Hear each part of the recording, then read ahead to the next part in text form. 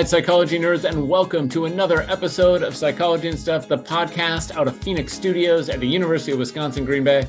I'm Ryan Martin, one of the hosts of Psychology and Stuff, and I am here as always with my co-host. She's the chair of the UW Green Bay Psychology Program, an environmental psychologist and statistician, and my sworn enemy.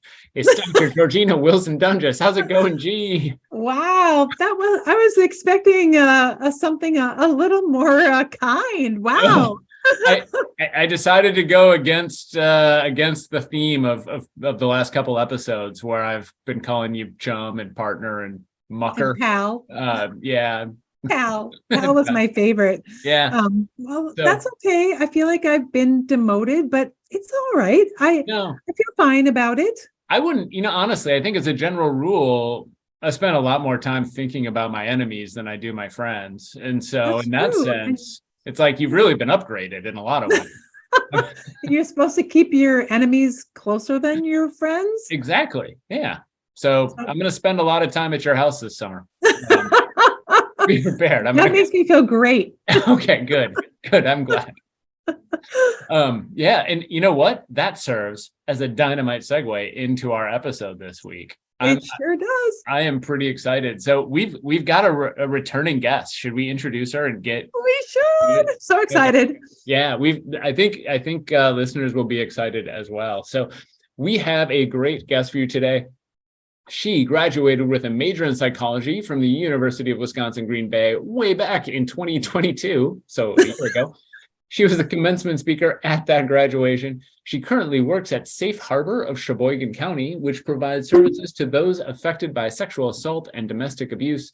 Her long-term career, though, is to be a mental health counselor and certified sex therapist focused on helping those who are healing from sexual trauma. You know and love her from her time as an intern with our show. It's Kelsi Engelhardt. How's it going, Kelsi? Yay!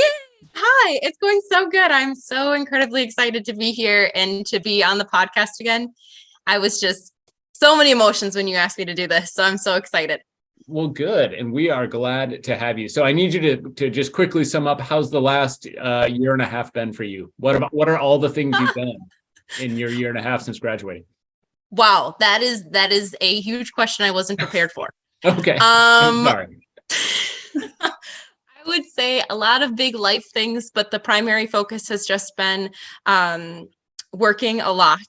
Okay. Currently in my role, I do prevention education. So I'm building the program, going into schools, going to businesses, doing different things like that, where I give presentations on what you said with sexual violence and domestic violence as well.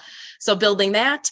Actually, just recently, we did Safe Harbor's largest fundraiser, Men Who Cook, and I was actually the keynote speaker for that. So that was amazing, an amazing experience. I got to share my experience as a legacy, because my grandma helped found Safe Harbor, a survivor of assault, as well as an advocate, and just being a human being and connecting with everyone. So it was a really awesome experience, but primarily focusing on that. And now periodically throughout, but now officially focusing on transitioning into graduate school this coming summer/fall. So nice.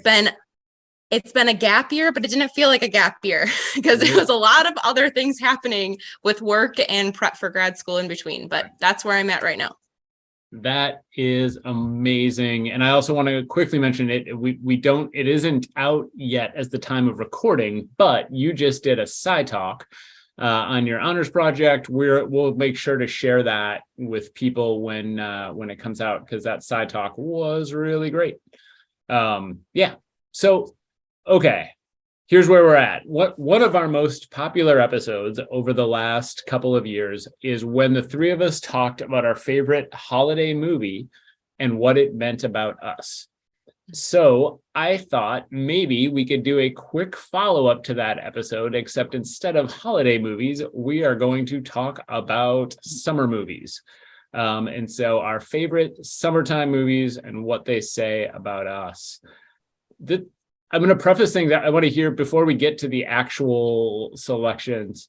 First of all, I think I was defining summertime movie differently than we originally kicked things off, because when I Googled summertime movies, what came up are all like the big summertime blockbusters. But that isn't necessarily what I meant. I meant movies that sort of like a holiday movie that sort of give you an idea of summer or make you feel summery. That made it a harder job. Am I right? Yes. Yeah, absolutely. I agree. But I kind of think that maybe there's a world where a blockbuster might be in my top 2, and you can't be mad about that because I'm allowed to say what it means to me, and so you just never know what I might pick. Yeah, no, that's fair. I mean, if you picked Rudolph, I would think that was a terrible choice because it's not a good holiday movie or summer movie. However, I'm not going to judge you for that. I mean, I'll judge you for all the good, right reasons to judge you, but not because you consider it a summertime movie. There you go. There you go. I love that. That was a passive aggressive shot at Kelsi. Yeah. I have words for you, but I'll say them later. Maybe it wasn't a passive aggressive shot. Maybe it was just a direct aggressive shot. Right there. Should we get to it? Are we ready to talk about our favorite? We've each got 2, I think, is the plan. Okay. Yes. So why don't we start with you, G? I think you're who we started with last time. I'm trying to replicate our last episode fully and completely.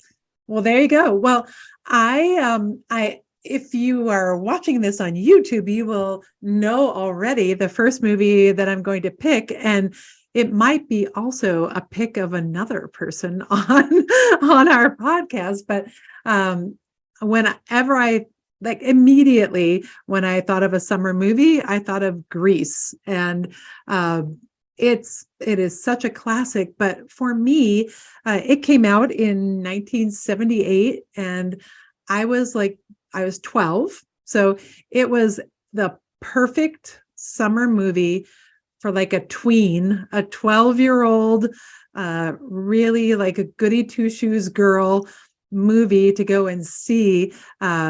It was really part of my like growing up years. But my parents, who were super strict, and back in those days, there was like PG movies. There weren't PG-13 movies. It was just PG or R. And my parents wouldn't let me go to a PG movie when I was 12. So I lied. And I said that I was going to see Superman like 10 times. But instead, I spent all of my babysitting money, and I think I saw Grease that summer 10 times.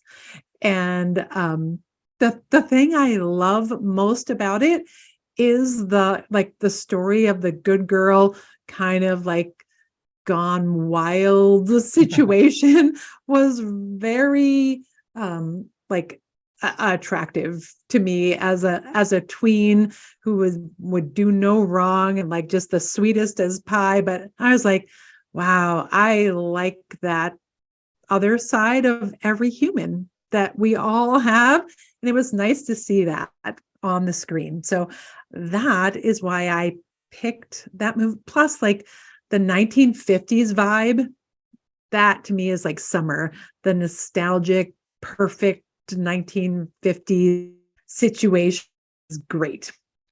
Well, so I got to tell you, I love the juxtaposition of like good girl gone bad in the movie, and then you lying to your parents to get to go see it is a really nice touch. And so well done on that front.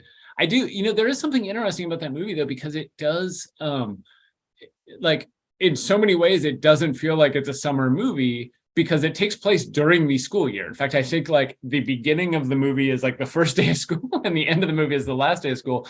But at the same time, it absolutely feels like a summer movie in so many ways. I mean, you've got songs about summer, you've got the big ending that leads to like that feels like kicking off summer. So in so many ways, it is, even though it unlike a lot of other choices here, it doesn't take place in the summer. Right. But this screenshot of the fair where she turns into the Catwoman, basically. with really big hair. Oh my gosh, the hours that I spent trying to make my very flat hair like super volume and curly. It was something. I slept in rollers like for 3 days straight to try and turn into her. But Did it work? that, like, no, it did not. Shoot. Uh, yeah, it Wow. was great. But the scene at that fair, like the carnival thing, that is a classic summer to me. Yeah. I do need, this is when I'm gonna put in a plug for something that I actually do indeed do every single winter. And it is not kind to the two lead actors from the show, but every Christmas I go watch the video for that song they put out like 5 or 6 years ago. I think it's called like, I Think You're Gonna Like It or something like that. That's not what it's called. I can't remember what it's called. It is the most mind-boggling video I've ever seen in my life. Everything about it is bizarre. That her driving in a car at like approximately 2 miles per hour, weird dancing, the song itself. But it's like a reunion to this for them, to this movie. Super bizarre, but I watch it every Christmas. So yeah. I gather the kids around. Bizarre. Yeah, no, I gather the kids around every year. It's like part of our holiday tradition. Like we watch Christmas Vacation, we watch Die Hard, and we watch this video. And I have to Google the name of it every year because I can't even remember that. So excellent. That is so weird. Well, I think we should go to Kelsi next because I don't know. Kelsi, did you decide that you were also going to pick Grease, or did you pick a different one? I actually did also choose Grease. Although so you did a beautiful job explaining it. So what I think I'm going to do is actually, although this is one of my favorite movies, as I've grown and aged and you can realize there's a lot of problematic things in this movie, a lot of problematic things. However, the music still hits. Okay. So that's what matters.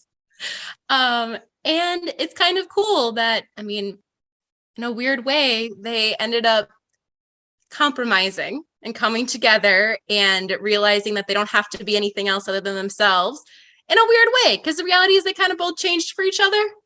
Yep. But would have been nicer if we could have just gotten past the whole, you have to be pure pressure and perfect all the time thing. But it is high school, so that feels real.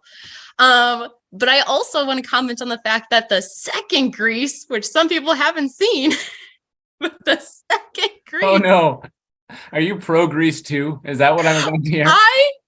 Okay, so I've only seen it a couple of times, but I find it so incredible that they swapped gender roles. I loved it. Like, I loved the fact that it went from this bad boy and very sweet girl to the flip of it, where she was wearing the denim jacket or the leather jacket and all that stuff. I thought it was so cool. Just because it shows the fact that not everyone fits into these traditional feminine, masculine gender roles, and that you're allowed to just be you. Yeah.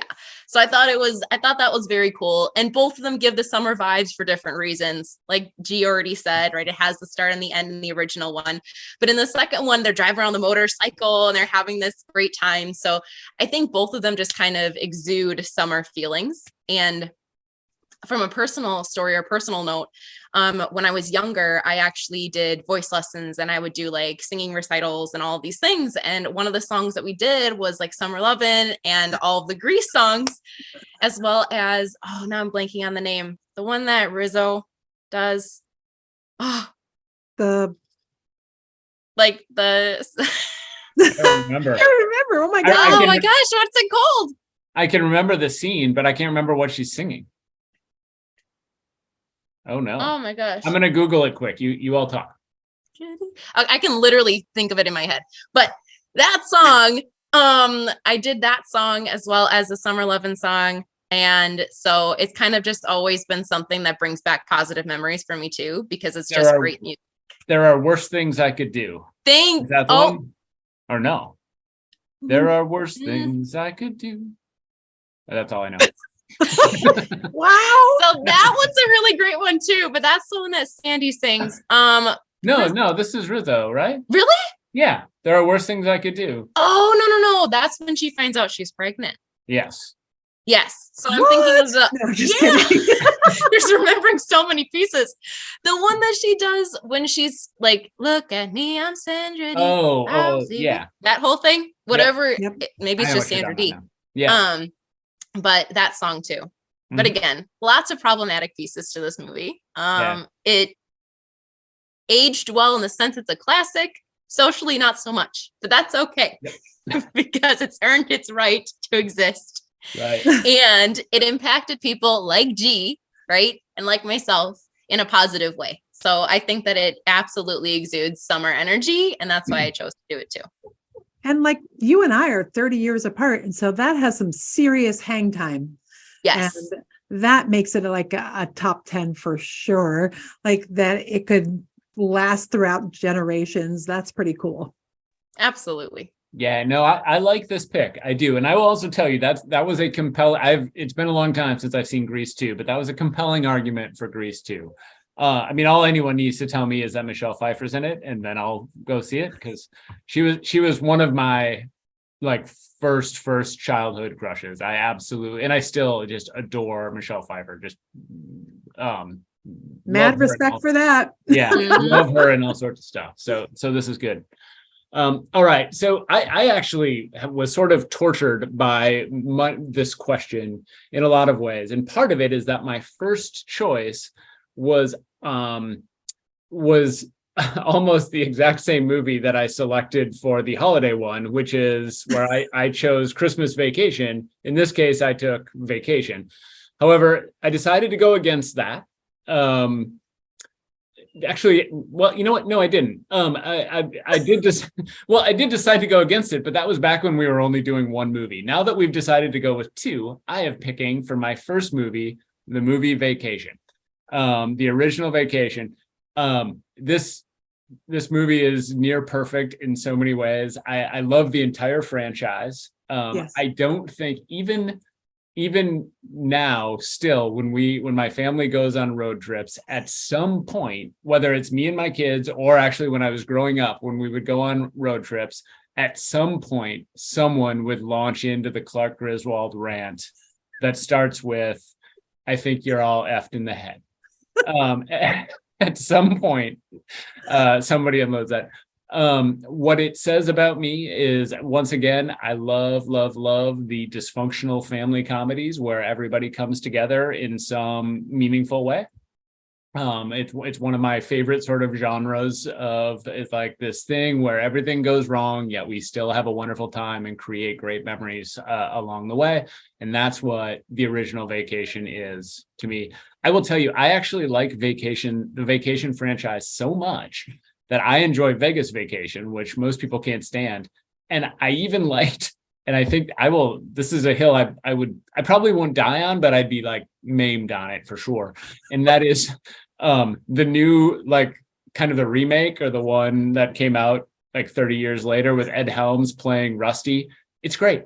Really makes me laugh. Super, super funny stuff. Same premise, broken family comes together.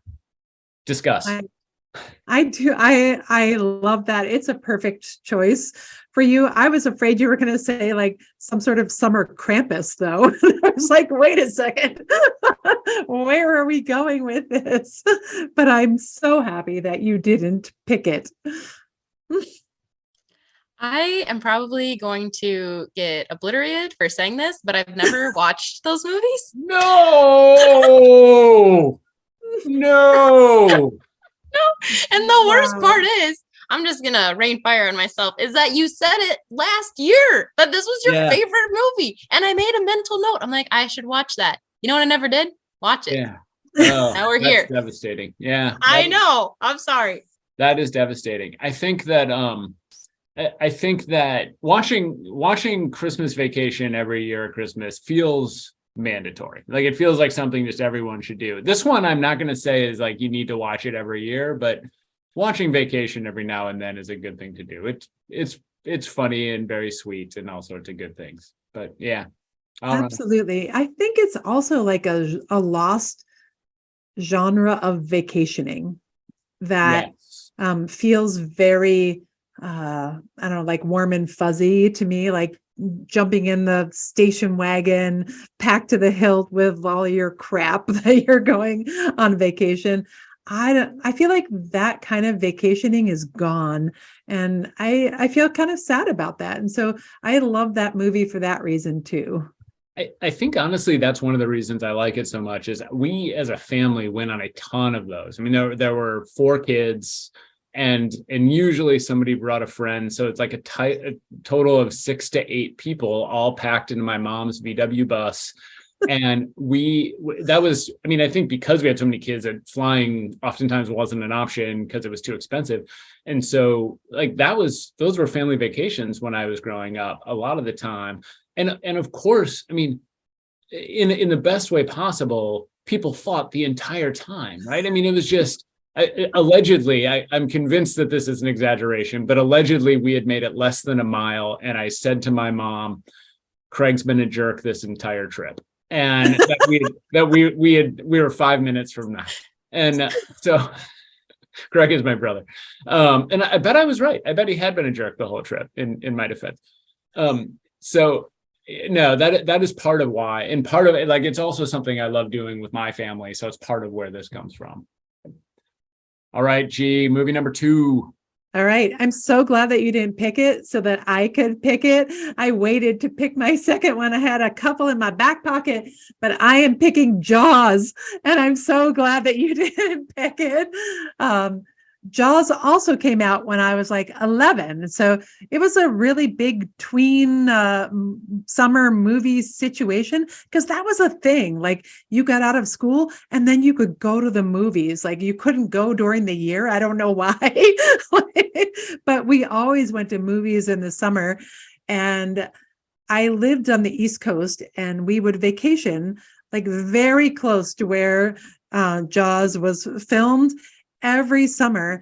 And after the summer of when I was 11, when Jaws came out, I have never gone more than ankle deep in any ocean that I've ever been to in my whole entire life. It seriously scared the living crap out of me. That fakey, stupid, like shark. When I look at it now, I was like, oh my gosh, why was I like fooled by that? Terrifying. When the kid is like on that blow up raft and it like bites it in half. I could hardly like watch the rest of the movie. Absolutely terrifying. The scariest thing I've ever seen with my own eyes. And it really defined summer for the rest of my life. Wow. Okay. Not necessarily in a good way, it sounds like. No, not in a good way. Absolutely not. I did think about that movie because it is clearly, and I mean, it is a summer movie in 2 ways, but in one way, it is a summer movie because it's, you know, people describe it as the first ever summer blockbuster, that this was like what gave rise to all of these so many of these other movies, but also because, you know, the interesting thing about it is that so much of that movie is obviously scary. There's like shark stuff. But, and I don't know if Kelsi knows this, you obviously know this, Georjeanna, this is a top 5 movie of all time for me. Like, I mean, absolutely one of my favorites. I actually watch this one almost every year as well. And at Christmas time. Yeah, Christmas time. Have a holiday. I believe there is a movie that I have seen called Santa Jaws, which is not affiliated with the franchise. Doesn't surprise me. Yeah. No, but part of what happens, honestly, is a lot of that movie is summery stuff, right? It's people hanging out on the beach. It's people like there's a lot of time spent. It's just with the undercurrent, pun intended, of this scary thing happening around. So I like it. Very good. I gotta ask though, G, have you watched the new like the Megalodon? No. Oh. I am not into like exposure therapy or any sort of re-traumatizing of myself. Fair. I've not watched the one with like Blake Lively about the shark. I haven't watched any of like where people are floating in the middle of the ocean. Nope, none of it. Never. I listened to a podcast about horror movies or about thrillers, and they did a series called Shark Weeks. where they covered shark movies all summer. And so I ended up watching all four Jaws movies in a single weekend. Like just sat down and we were on vacation and I just watched them whenever. Yeah, it was great. Loved it from start to finish. So that's awesome. Yeah, it was good. Oh man, I'm sorry, G. I feel bad. Yeah. It's just but traumatized you know what's super you. funny? It's that my parents let me go see Jaws, but they wouldn't let me see Grease. Too real. Yeah. Too real. There was no sex in Jaws, right? There were yeah. I mean, and if there was any, they ended up being victims later because that's how horror movies work. And so, yeah. And so for me, it's like there was some sort of like moral standard set in my very young life that violence is okay, sex is not. Right. She didn't have sex. She just wore leather. That's it. That's it. Yeah. I was talking about Rizzo specifically, but you're right. Never see it happen. We just talk about it. It's fine. Yeah. It's fine. I would be fine with any version of it. I'm just saying that's what. So, all right. Kelsi, what do you got for movie number 2? Okay, so as we're talking, I actually have regrets because something else popped into my brain. Change your mind. Do it. Well, I'm gonna do like a bridge of both. Okay, and then I'm sorry, I'm cheating. I apologize. It wouldn't be me if I weren't here doing this. So, as you're talking about Jaws, I know it's not really like a summer movie, but Jurassic Park. Because all I can think of is the main scene in the first movie where after they went to the lab, they're out and they're seeing the dinosaurs and he turns her head and he's like, look, and there's this big dinosaur and it's hot and it's sticky and it just reminds me of summer. I don't know. Reminds me of Florida weather and all those things. And I love dinosaurs. I, growing up as a kid, had all of the dinosaurs. I still love dinosaurs and other extinct / mythical animals and creatures. And so I just think it's really cool and it brings me back to my roots in that way. And I remember going to see these movies with my parents and with my sisters and stuff like that. And I just really enjoyed that experience. So it brings me back to those, going to the theater that summer night and leaving the theater at 8:00 at night and it'd be warm outside. You'd be talking about all these things. So that's kind of the vibe it gives me. And I actually just watched the most recent Jurassic Park and it was awesome, although that takes place in winter. So not quite the same, but still amazing nonetheless. That. Yeah, but the other one that I was going to do, I was already bending the rules because I was going to do a show, and here I am adding a third movie. But the show that I was going to do is Black Summer on Netflix. Those who can't see what I just did, I pointed to my screen. That has the title. Forget it's a podcast. So Black Summer is a Netflix series about zombies. And I love zombies. I think that they're so cool. Specifically, this particular show was based on Z Nation. So if you've seen that movie, the same idea where the zombies aren't gonna walk around and not really be able to chase you and you can just nudge them and they're done. It's more of they're gonna run at you really fast and you're probably gonna die. So it's really high intensity and everything like that. But this particular show starts in summer and then you follow the characters as they go through the winter, which starts turning zombies into icicle zombies and doing crazy things. And even though they're frozen, they're still running after you and they're still trying to chase you and everything like that. So it's very, very interesting. I really enjoyed it. It has summer in the title, so that just feels right. But I think that zombie movies, zombie shows, Walking Dead, Fear the Walking Dead, all of the spinoffs, all of those things. My mom and dad loved them too. So growing up, when it was appropriate, age appropriate, I would watch those movies with them too. So that brings me back to times with my family as well. And the old monster movies and things like that. But it also just reminds me, you guys are saying what does it tell you about yourself?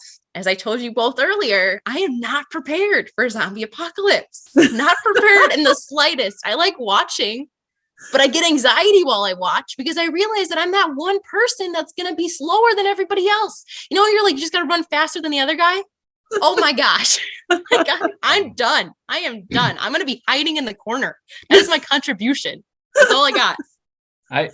I recently gave up on the idea of like prepping for post-apocalypse anything. I just said, honestly, well, at that point, we'll just pass the torch on to some other people who can be successful. I told Tina, I was like, here's what we need for our prepping corner of our basement, and it's 4 cyanide tablets. And then that'll be it.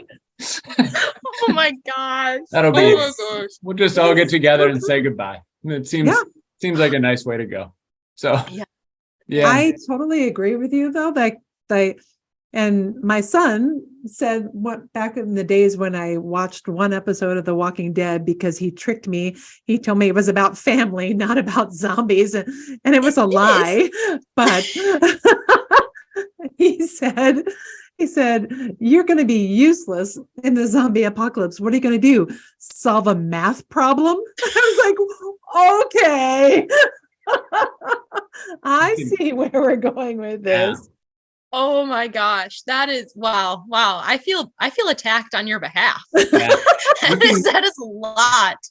You can calculate the odds of surviving every day. Yeah. Like that'll be your role. 5% chance today. Yeah.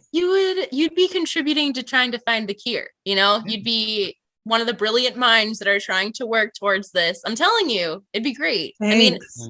And that's the other. I don't know if either of you have watched the new The Last of Us on HBO. Wait, okay, so no spoilers because I've only finished 3 episodes. But but that's another one. Actually takes place in summer. But again, same idea of zombies, just different zombies because now it's fungus, which is cool in my opinion. But anyways, yes, if you follow the zombie world, you'll know why that's cool. Okay. Yeah. All right. So for my second film, and I deliberated considerably on the first one that I chose, only because I wanted to be different from the holiday episode. Quite honestly, the 2 I've picked are my 2 favorites. I did consider things like Dazed and Confused and My Girl and a few others that I really, really like. There's Summer Rental. If you know that one, like it's John Candy. It's a movie about him like taking his family on a summer vacation. It's very funny. The Great Outdoors is another one that I think that takes place in Wisconsin, actually. Like all of these were things I toyed with. But my choice is truly, truly, truly one of my favorite movies with a caveat, and it is Stand By Me. And so if you haven't seen Stand By Me, it's the story of 4 kids who go on an adventure together because they've heard that there is a dead body of a teenager who was hit by a train, and they decide that they want to collectively go see it. And actually like become heroes because they'll find him and they'll call in like the reward and stuff. Super dark. I get that. Does not sound like a summer movie at all. But what it actually is a story about these four really good friends, but especially 2 of them are really, really good friends. And it's the story of them like on this, the overnight journey together and like hanging out and spending time together. It is like, so did me and 3 friends ever go find a dead body? No, we did not. However, what we did a lot of in the summer was camping out in our backyards, was like sneaking out, sorry, Mom, and stuff like that, which is very similar to what this show is all about. Like it's really about, or what this movie is all about. It's really about like 4 friends more than anything. And also dealing with a lot of the like challenges that you deal with when you're an early adolescent, like all of them have family stuff going on or that makes life more complicated. Some of them have real serious family stuff going on that makes life more complicated. And they clearly find comfort with each other, even though a lot of that's unsaid. It's not like they're sitting together talking about their aversive childhood experiences. They're not, but they clearly are sort of leaning on each other to meet their emotional needs. And so it's really, really a great summertime movie. Here's the one caveat though, is that, so I rewatched it last year with my kids, still love it, still think it's worth seeing. They use a particular slur relatively frequently I'll call it the F word, but not the F word that we usually call the F word, relatively frequently. That is, I think, hard to stomach a lot of times. And so it required a conversation with my kids. It also required me being sort of willing to just say, I hate that word, and I'll stomach it through this. But otherwise, it is a near perfect movie. I will also tell you, just a side note, that River Phoenix is in it, who died not that long in the grand scheme of things afterwards. And holy crap, is he an incredible actor. I mean, just an incredible actor. You will, if you haven't seen it for a while and you watch it, you will be blown away by how good he is in different scenes. What an extraordinary loss that was. So anyways, that's my second summer movie. Thoughts? I love it. I love everything about it. And we were talking earlier, because you have the picture of it if you're watching on YouTube, and you absolutely look like the one kid for that. Yes, that one. It's uncanny, and so that's kind of cool too. Yeah, Will Wheaton is the lead, and who also, it's kind of funny to say that because I mean he, I think he's sort of famously nerdy in retrospect, because he was on Star Trek for a long time as like it's Star Trek: The Next Generation. And so I got that all the time. I was told that I looked like Will Wheaton when I was growing up. Is that his name? Will Wheaton? Yeah. Yeah, which I will tell you, side note, his older brother in the movie, I mentioned this before to you both, his older brother is John Cusack, who my older brother is frequently told looks a lot like John Cusack, which is a weird sort of happenstance. But love it. Yeah. That is so cool. Have you seen it, Kelsi? I don't want to answer. It's okay. It came out way before you were born. So I have not, but it sounds absolutely fascinating. It very much gives the same energy, the way you described it, as like the Goonies or Stranger Things, or like that kind of mentality and that kind of energy to it, where it's a group of kids just being kids and they end up doing things that maybe you wouldn't, but you're being kids, you're out in nature, you're having fun, you're doing whatever. So I think that that's really cool.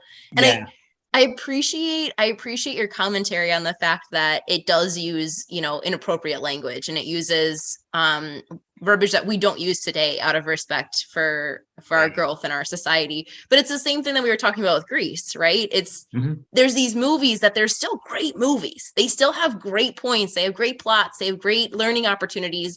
And just because they use certain language, it's just a teachable moment. It's not we have to now shun this forever. That's not what it needs to be about. And nothing in life ages well. I'm going to be honest. We're a product of our generation. So it is what it is.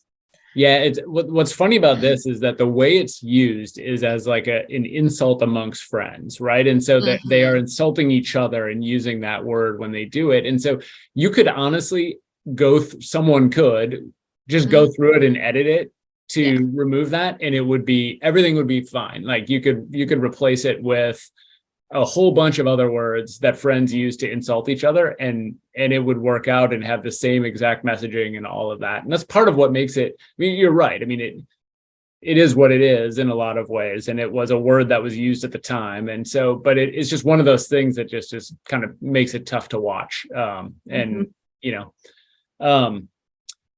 Excellent. This has been really fun. And I am thankful that you all took the time. Obviously, I mean, we've got spring and fall left. So we will my favorite fall movie. Yeah. I know how much you love horror movies, Georjeanna. And why did my brain go to Charlie Brown instantly? Thank you. Instead of a horror movie.